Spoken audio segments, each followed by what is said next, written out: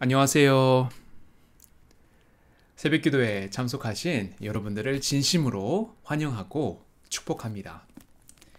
오늘 우리가 부를 찬송가는 찬송가 200장 달고 오묘한 그 말씀이라는 찬송가를 먼저 부르겠습니다.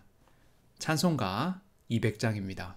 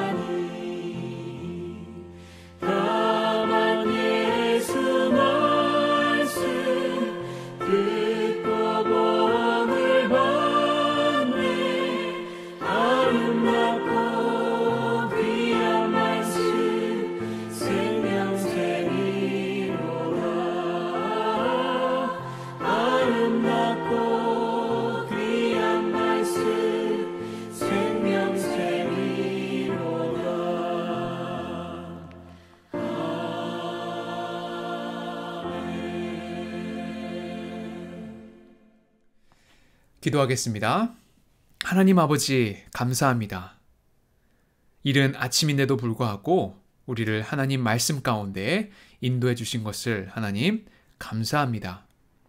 하나님, 이 말씀을 통하여 우리의 몸은 피곤하고 연약하나 우리의 마음이 다시금 솟행케 하여 주시고 이 말씀을 통하여 우리가 하나님께 영광을 돌리고 사는 우리 모두가 될 수 있도록 인도하여 주시옵소서.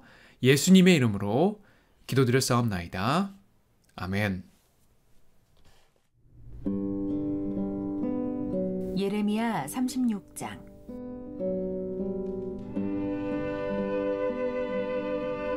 유다의 요시야 왕의 아들 여호야김 제4년에 여호와께로부터 예레미야에게 말씀이 임하니라. 이르시되 너는 두루마리 책을 가져다가 내가 네게 말하던 날 곧 요시야의 날부터 오늘까지 이스라엘과 유다와 모든 나라에 대하여 내가 네게 일러준 모든 말을 거기에 기록하라. 유다 가문이 내가 그들에게 내리려 한 모든 재난을 듣고 각기 악한 길에서 돌이키리니 그리하면 내가 그 악과 죄를 용서하리라 하시니라. 이에 예레미야가 네리야의 아들 바룩을 부르매 바룩이 예레미야가 불러주는 대로 여호와께서 그에게 이르신 모든 말씀을 두루마리 책에 기록하니라. 예레미야가 바룩에게 명령하여 이르되 나는 붙잡혔으므로 여호와의 집에 들어갈 수 없으니 너는 들어가서 내가 말한 대로 두루마리에 기록한 여호와의 말씀을 금식일에 여호와의 성전에 있는 백성의 귀에 낭독하고 유다 모든 성읍에서 온 자들의 귀에도 낭독하라. 그들이 여호와 앞에 기도를 드리며 각기 악한 길을 떠나리라. 여호와께서 이 백성에 대하여 선포하신 노여움과 분이 크니라. 네리야의 아들 바룩이 선지자 예레미야가 자기에게 명령한 대로 하여 여호와의 성전에서 책에 있는 여호와의 모든 말씀을 낭독하니라. 유다의 요시야 왕의 아들 여호야김의 제5년 9월에 예루살렘 모든 백성과 유다 성읍들에서 예루살렘에 이른 모든 백성이 여호와 앞에서 금식을 선포한지라. 바룩이 여호와의 성전 윗들 곧 여호와의 성전에 있는 세문 어귀 곁에 있는 사반의 아들 서기관 그마랴의 방에서 그 책에 기록된 예레미야의 말을 모든 백성에게 낭독하니라. 사반의 손자요 그마랴의 아들인 미가야가 그 책에 기록된 여호와의 말씀을 다 듣고 왕궁에 내려가서 서기관의 방에 들어가니 모든 고관 곧 서기관 엘리사마와 스마야의 아들 들라야와 악볼의 아들 엘라단과 사반의 아들 그마랴와 하나냐의 아들 시드기야와 모든 고관이 거기에 앉아 있는지라. 미가야가 바룩이 백성의 귀에 책을 낭독할 때에 들은 모든 말을 그들에게 전하매 이에 모든 고관이 구시의 증손 셀레마의 손자 느다냐의 아들 여후디를 바룩에게 보내 이르되 너는 백성의 귀에 낭독한 두루마리를 손에 가지고 오라. 네리야의 아들 바룩이 두루마리를 손에 가지고 그들에게로 오니 그들이 바룩에게 이르되 앉아서 이를 우리 귀에 낭독하라. 바룩이 그들의 귀에 낭독하매 그들이 그 모든 말씀을 듣고 놀라 서로 보며 바룩에게 이르되 우리가 이 모든 말을 왕에게 아뢰리라. 그들이 또 바룩에게 물어 이르되 너는 그가 불러주는 이 모든 말을 어떻게 기록하였느냐 정하노니 우리에게 알리라. 바룩이 대답하되 그가 그의 입으로 이 모든 말을 내게 불러주기로 내가 먹으로 책에 기록하였노라. 이에 고관들이 바룩에게 이르되 너는 가서 예레미야와 함께 숨고 너희가 있는 곳을 사람에게 알리지 말라 하니라. 오늘도 우리는 예레미야서를 펼쳐놓고 하나님의 말씀을 같이 나누길 원합니다. 오늘 본문의 말씀을 보니까 현재 예레미야는 감옥에 갇혀있던 상태였습니다. 그는 하나님의 말씀을 과감하게 전하다가 감옥에 갇히게 된 것입니다. 그런데 1, 2절을 보니까 하나님은 예레미야에게 요시야 왕의 날부터 받았던 모든 하나님의 말씀을 두루마리 책을 가져다가 거기에 기록하라는 말씀을 받습니다. 요시야 왕의 날부터 기록하라고 하신 것은 예레미야에게 하나님의 말씀이 임한 때가 요시야 왕 13년부터이기 때문입니다. 그때부터 1절에서 말한 여호야김 왕의 4년까지의 기간을 더하면 대략 23년의 세월을 의미합니다. 다시 말해서 하나님은 예레미야를 통해 23년간 이스라엘과 유다와 모든 나라에 대한 말씀한 것을 두루마리 책에 기록하라는 것입니다. 아니, 왜 하나님은 이 말씀들을 기록하라고 하신 걸까요? 그 이유는 훗날 그 하나님의 말씀이 누군가에게 읽혀지기 위함입니다. 지침서가 되게 하기 위함입니다. 옛날에 제가 다니던 때만 해도 국민학교라고 사람들은 이야기했습니다. 옛날에 국민학교를 가다 보면 저희 어머님께서 맛있는 도시락을 싸주셨던 기억이 있습니다. 그런데 가끔 가다가 도시락을 열어보면 그 안에 어머님께서 써주신 손편지가 있었습니다. 그 손편지를 보면서 정말 마음에 감동이 몰려왔던 기억이 있는데, 오늘 말씀을 묵상하면서 우리는 기록하게 하시는 하나님을 만나게 됩니다. 하나님의 말씀을 정확하게 보고 듣고 깨우치라 하시는 그 아버지 같은 마음을 엿볼 수 있습니다. 잊혀져 가는 말이 아니라 우리는 건망증도 심하고 합리화도 잘하고 자꾸 다른 곳을 쳐다보려 하는 그 인간의 속성을 너무 잘 아시는 하나님이시기 때문에 아버지 같은 마음으로 그 하나님의 말씀을 기록하게 하신 것입니다. 그렇기 때문에 우리가 하나님의 말씀을 몰랐다고, 듣지 못했다고, 보지 못했다고 말할 수 없는 것입니다. 우리는 기록하게 하시는 하나님을 보면서 백성들을 끔찍하게 사랑하시는 여호와 하나님을 체험하게 됩니다. 그토록 돌이키라 했어도 불순종하는 백성들에게 이제 하나님께서는 예레미야에게 하셨던 모든 그 23년간에 하셨던 그 모든 말씀들을 기록하라 하십니다. 혹시 그 말씀을 듣고 악한 길에서 돌이키기를 바라는 그 아버지의 마음을 느낄 수 있습니다. 우리는 가끔 자식들이 잘못된 길을 가면 우리는 그들을 타일러도 보고 편지도 써보고 때론 때려도 보면서 그들을 다시 그 안전한 곳으로 인도하길 원하고 있습니다. 바로 그것이 아버지의 마음입니다. 그런 마음이 바로 하나님의 마음인 것입니다.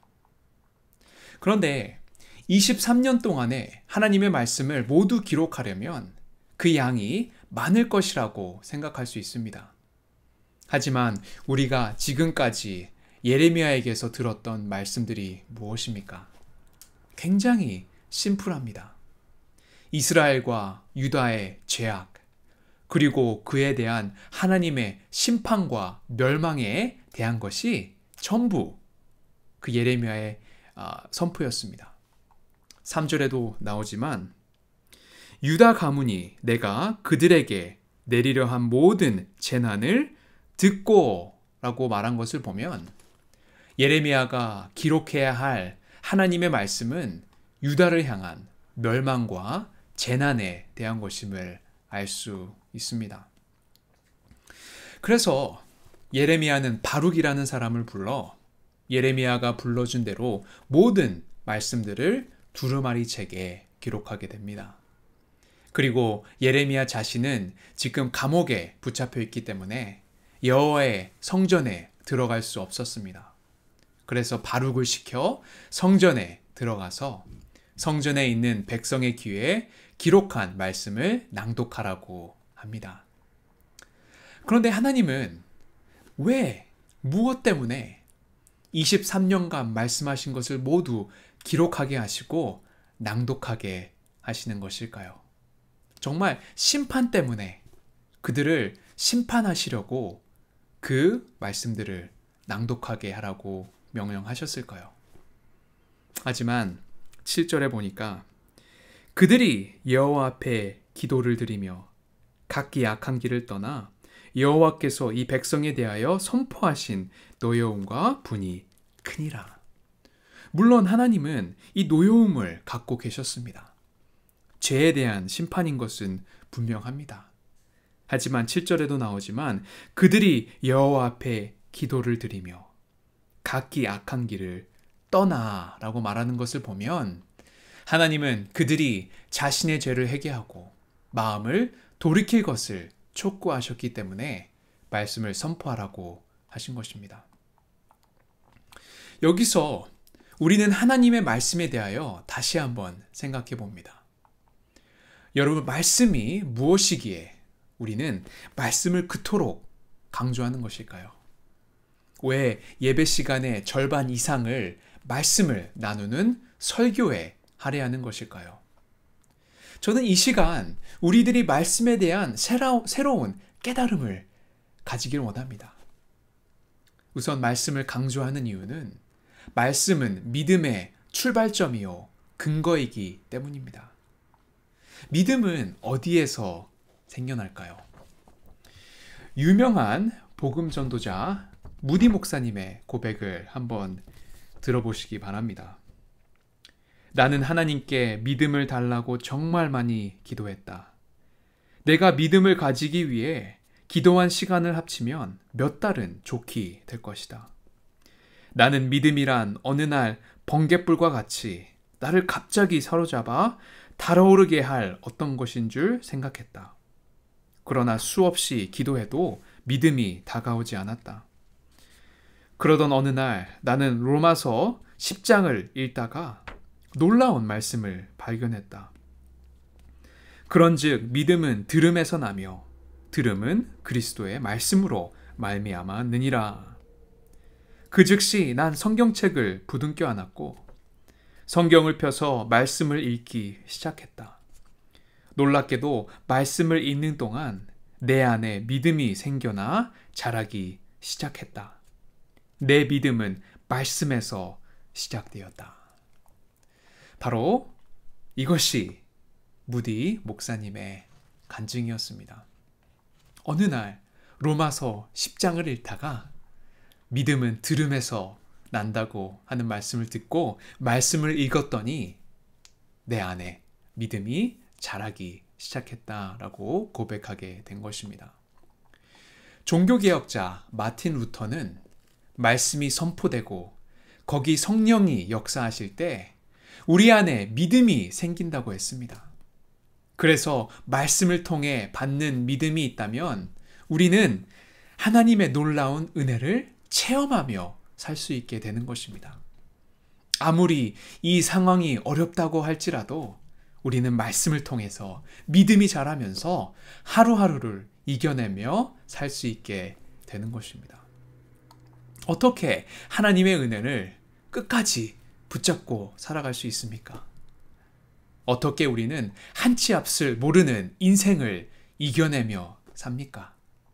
어디서 그 힘을 얻을 수 있습니까? 우리는 말씀으로 그 힘을 얻을 수 있다고 믿습니다. 비록 천국에 가보지는 않았지만 성경책에 기록되어 있는 그 예수님의 말씀을 통해 천국을 맛보게 되는 것입니다. 하나님을 눈으로 보진 않았지만 성경책에 기록되어 있기에 하나님이 계심을 믿는 것입니다. 오늘 우리가 이른 새벽에 큐티책을 펴놓고 하나님의 말씀을 묵상하는 이유는 무엇입니까? 그것은 우리가 성경에 기록된 하나님의 말씀을 믿기 때문입니다. 만약 하나님의 말씀이 없다면 우리 믿음의 근거는 사라질 것입니다. 오늘날도 그렇습니다. 당시에 하나님께서 예레미야와 바룩을 통해 두루마리에 기록된 말씀을 주셨다면 오늘 우리에게는 구약 성경과 신약 성경을 주셔서 하나님의 말씀을 읽고 듣게 하셨습니다. 그리고 예배 때마다 세우신 하나님의 종들을 통하여 말씀을 선포하게 하십니다. 무엇 때문에 이 말씀을 우리에게 주셨습니까? 유다 백성이 말씀을 듣고 하나님께로 돌아와 죄를 용서하고 구원을 얻길 원하신 것처럼 우리가 성경을 읽고 설교를 들을 때 하나님의 말씀을 깨닫고 회개하고 돌아와 구원과 축복을 얻길 원하시기 때문입니다. 오늘 이 시간 이 부족한 종으로 말씀을 전하게 하시는 이유도 똑같습니다. 사랑하는 성도 여러분, 정말 말씀을 들을 때마다 하나님의 그 놀라운 은혜를 체험하시길 바랍니다. 말씀을 믿으시고 구원받으시길 바랍니다. 말씀에 약속된 복을 얻으시길 축원합니다. 그리고 10절에 보니까 바룩은 예레미야의 명령에 순종하여 성전에 가서 그들에게 하나님의 말씀을 낭독하게 합니다. 하지만 바룩이 낭독한 두루마리 책의 예언을 직접 들은 사람들은 그 내용에 큰 충격을 받습니다. 16절에 보니까 그 충격이 잠깐 등장하는데 그들이 그 모든 말씀을 듣고 놀라 서로 보며 라고 하였습니다. 너무 놀라서 서로를 바라보았다고 합니다. 그들은 유다의 죄악과 그 죄악에 대한 심판의 결과, 유다 민족이 멸망하고 백성들이 바벨론의 포로로 끌려갈 것이라는 그 예언이 담긴 두루마리 책의 내용을 듣고 두려워 떨면서 서로를 바라보았던 것입니다. 그런 모습들을 본 바룩과 또 그런 소식을 들은 예레미야는 어떤 마음이었을까요? 멸망의 길을 가고 있는 조국을 바라보는 바룩의 마음은 혹시나 이 기록들을 듣고 돌이키어 하나님께 용서하면서 나아가면 얼마나 좋을까라는 생각을 분명히 했을 것입니다. 그는 아무리 이런 두렵고 떨리는 말씀일지라도 이 말씀을 듣는 사람들이 하나님 앞에 돌아오는 그런 역사를 기대했을 것이라고 생각합니다. 아마 우리도 마찬가지일 것입니다. 우리 주위에 말씀을 들어야 할 사람들이 참 많은 것 같습니다. 우리는 바룩처럼 예레미야처럼 그 말씀을 들어야 하는 사람들에게 우리가 배운 말씀들, 우리가 은혜 받은 그 말씀들을 그들에게 전해줄 의무가 우리에게도 있는 것 같습니다. 하나님을 알면서도 실망하고 냉담하여 교회를 떠난 사람들, 하나님을 알지만 정확하게 모르는 사람들, 돌아오고 싶은 마음도 있으나 어떻게 할지 몰라 계속 미루고 있는 사람들, 또 믿는다고 말은 하나 그들의 믿음에 확고한 신념이 없는 사람들, 이런 사람들 향해 예레미야와 바룩은 과감하게 말씀에 순종하여서 지금 말씀을 전하고 있습니다.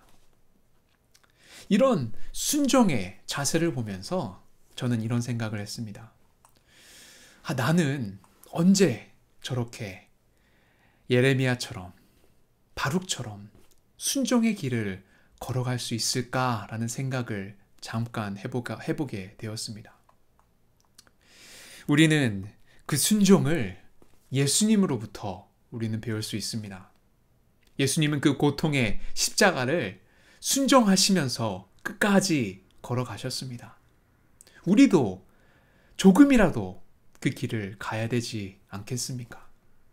말씀을 우리 삶에서 행동으로 나타내는 그 믿음이 저와 여러분들에게 있길 주님의 이름으로 축원합니다. 이 어려운 이 상황들을 이 말씀을 통해 믿음을 통해 능히 감당하시는 여러분들이 되시기를 주님의 이름으로 축원합니다. 요한 1서 5장에 보면 무릇 하나님께로부터 난 자마다 세상을 이기느니라 라고 하였습니다. 그런데 그 구절을 끝까지 읽어보면 이렇게 이야기합니다.